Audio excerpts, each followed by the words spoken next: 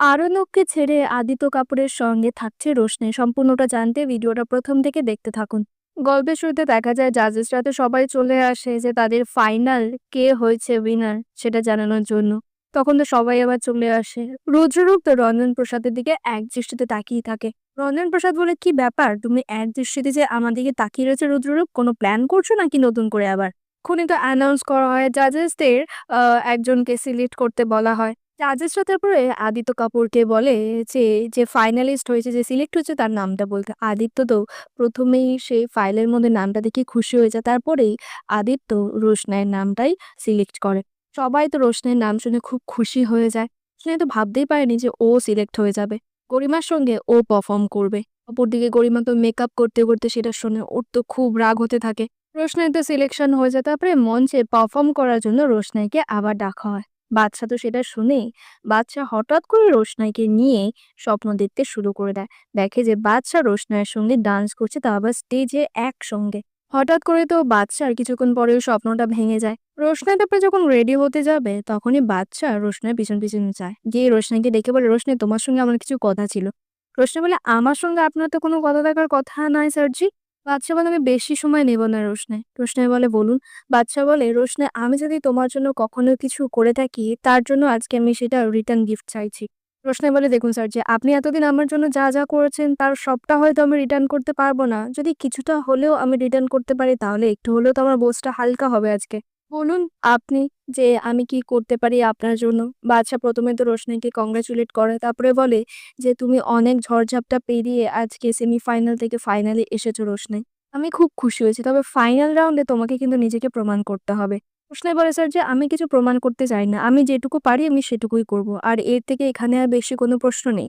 তবে কি বলুন তো, এখানে তো গরিমা মুখার্জি আছে, তাই এই কম্পিটিশনটা আমার কাছে খুব একটা ইজি হবে না। তবে হ্যাঁ, আমি আমার ট্যালেন্ট আর পারফরমেন্স দিয়ে আপনার স্ত্রীকে একবার অন্তত হারাতে চাই। বাদশা বলে যে তোমার কাছে একটা রিকোয়েস্ট ছিল। প্রশ্ন বলে, কি রিকোয়েস্ট, তো আবার আমার কাছে বলুন। বাদশা বলে, আমি চাই তুমি ফাইনাল রাউন্ডটা প্লিজ হেরে যাও। গরিমাকে প্লিজ তুমি জিতিয়ে দাও রোশনাই। রোশনাই শুনি তো হা বলে, স্যার জি এসব আপনি কি বলছেন, আমি এত কষ্ট করে এত দূর এলাম। আচ্ছা বলে, প্লিজ রোশনাই, আমি তোমার কাছে রিকোয়েস্ট করছি যে তুমি নিজে হেরে গরিমাকে জিতিয়ে দাও। আমি জানি তুমি আমাকে কোনোদিনও ক্ষমা করতে পারবে না, তবুও রোশনাই আমি রিকোয়েস্ট করছি তোমার কাছে। রোশনাই বলে, আমাকে সাফাই দেওয়ার কোনো প্রয়োজন নেই স্যার জি। বাচ্চা বলে, আমি তোমাকে সাফাই দিচ্ছি না, আসলে গরিমার সঙ্গে যে অঘটনটা ঘটেছিল তারপর থেকে ওর একটা সাইকোলজিক্যাল প্রবলেম শুরু হয়েছে। আগের মতন আর নেই রোশনাই। ও একটা অদ্ভুত ডিপ্রেশনের মধ্যে চলে গেছে, আর আমি ওকে ওই ডিপ্রেশন থেকেই বের করতে চাইছি রোশনাই। তাই জন্যই আমি ওকে এখানে নিয়ে এসেছি, যাতে ওর নাচ দেখে লোকজন যাতে খুশি হয়, হাততালি দেয়, তাতে ও একটু ওর কনফিডেন্সটা আবার ফিরে পাবে। আর এই শোতে যদি ও না যেতে তাহলে রোশনাই, তাতে আমার কি সার্জি? তাছাড়া ডিপ্রেশন তো আমারও হতে পারে আমি যদি এই শোটা না জিতি। বাচ্চা বলে, রোশনাই, আমার বিশ্বাস তোমার জায়গাটা অনেক বড়, তুমি এসব ছোটখাটো জায়গায় খেলতে আসোনি। তোমার ময়দান অনেক বড়। তুমি পৃথিবীকে জয় করবে সেটা আমি জানি, আমার বিশ্বাস। আজকের এই প্রতিযোগিতায় তোমার হার জিতের কিছুই করছে না, ট্রাস্ট মি। আমি কেনই বা ট্রাস্ট করব আপনাকে বলুন তো? আমি কিন্তু বলে দিচ্ছি স্যারজি, আমি আমার ১ ইঞ্চি জমিও ছাড়ব না। আমার জন্য কি কেউ ছেড়েছিল? বাচ্চাবেলায় আমি জানি রোশনাই কেউ ছাড়েনি। কিন্তু আমি তবুও তোমার কাছে রিকোয়েস্ট করছি। আমি তোমার সাহায্য চাইছি। প্লিজ তুমি গরিমাকে জিতিয়ে দাও। আমি জানি আজ অব্দি আমি তোমার জন্য যা, যা করেছি তার বদলে আমি যদি একটা কিছু তোমার কাছে চাই, তুমি আমাকে সেটা কখনোই ফিরিয়ে দেবে না। তাই প্লিজ রোশনাই, আমি রিকোয়েস্ট করছি, তুমি অন্তত গরিমাকে জিতিয়ে দাও। রোশনাই তো কথাটা শুনে হাসে, আর বলে, বুঝলাম। তার মানে আপনি আজকে সমস্ত হিসাব মেটাতে এসেছেন আমার সঙ্গে, তাই তো সরজি? নিজের ভুলের মাসুল আপনি আমাকে দিতে বলছেন। বাচ্চা বলে, না রোশনাই, তুমি ভুল ভাবছো। আমি সেটা কিছু বলছি না। আমি শুধু এটাই বলছি, তুমি গরিমাকে সাহায্য করো। তুমি গরিমাকে জিতিয়ে দাও। আমি জানি যে এটা ভুল। আমি জানি যে এটা একদম উচিত হচ্ছে না তোমার কাছে যাওয়া। কিন্তু প্লিজ রোশনাই, আমি রিকোয়েস্ট করছি তোমার কাছে, তুমি একবার গরিমাকে জিতিয়ে দাও। কারণ আমি, রোশনাই চিৎকার করে বলে ওঠে, কারণ আপনি গরিমা মুখার্জিকে খুব ভালোবাসেন। কারণ আপনার গরিমা মুখার্জি বৈধ স্ত্রী। তাই আপনি চান যে আপনার স্ত্রী যেন সব জায়গায় জিতে যায়।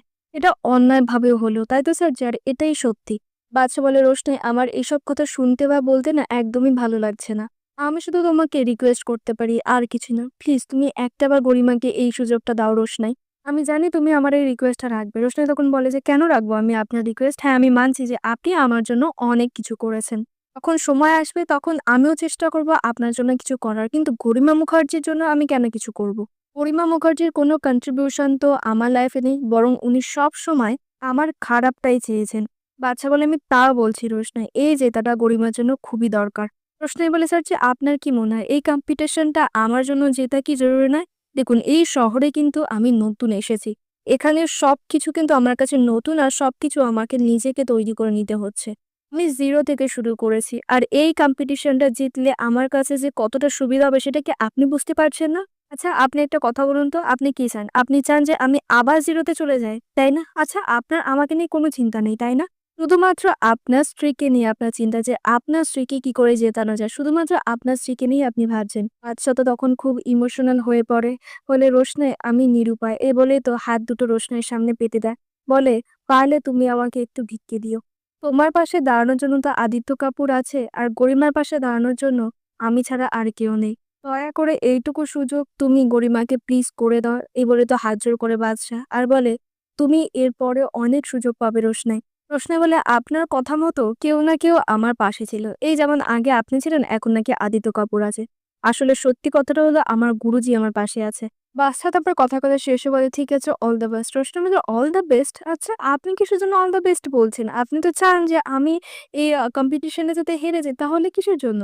সরি স্যারজি, আমি গরিমা দিদির জন্য কথা দিতে পারলাম না। কারণ আমি আমার লড়াইটাকে কোনোভাবেই কম্প্রোমাইজ করতে পারব না। রোশনাই তো একেবারে বাদশার মুখে ঝামা ঘষে দেয়, একেবারে যোগ্য জবাব দিয়ে দেয়। আর এখানেই আজকের পর্বের আপডেট শেষ হয়। দেখা হবে আগামী পর্বের আপডেটের সঙ্গে।